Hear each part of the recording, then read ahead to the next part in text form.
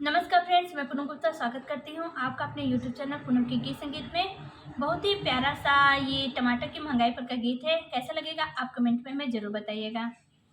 सैया रगड़